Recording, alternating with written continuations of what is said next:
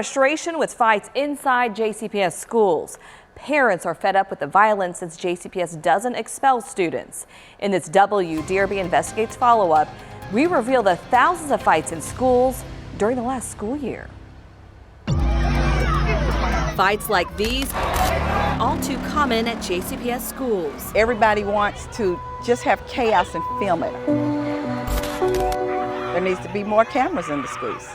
There needs to be more people walking the hallways. Fed up with her grandson getting beaten up at school this past year, Betty, who only wants her first name shared, says something needs to be done about all the violence. He attended Dawes High School. There was altercations because people found out about his handicap and teasing and bullying began. He did speak with the school officials. Threats were made towards him, and we moved him to a different school, which was Valley. And she says it wasn't any better at Valley High School. Records show there were 110 fights there during the last school year. The second time he was attacked in the classroom. A person sitting next to him got a phone call. She said something to somebody. Somebody ran up and opened the door.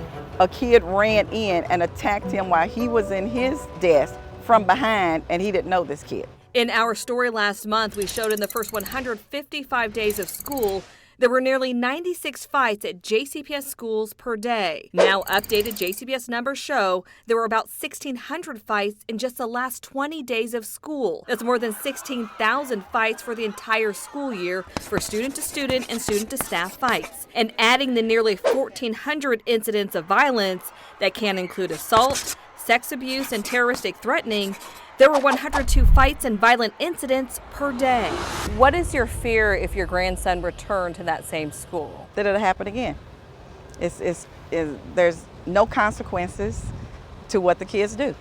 It's like they get sent home for a vacation for about 2 days, 3 days suspension, and they come back and they do it all over again.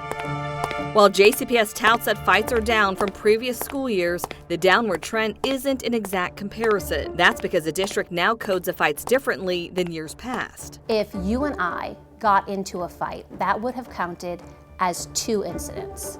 Now, that counts as 1 incident. Take a look at this list. It's a top 10 schools for fights. Number 1, Benet School for students with moderate and severe disabilities with 807 fights. And rounding out the top 10, Stewart Academy with 292 fights over the 175 school days. I believe there's more numbers than what you will get. But it happens on a regular basis. Everybody knows it happens on a regular basis. We're really making that effort to meet the kids where they are and find out how we can help them prevent this before it happens. Some parents we've talked to don't feel like JCPS schools are safe for their child if their child has been bullied and repeatedly beat up at school. What's your response to parents who question the safety in the district?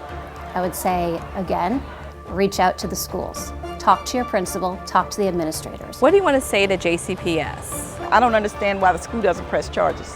I mean, you have it on film of kids getting attacked on your watch, but they tell the parents, well, you can take them to court, but we can't give you any information on the child. Betty says she's now working on moving her grandson to private school. Valerie Chin, WDRB News.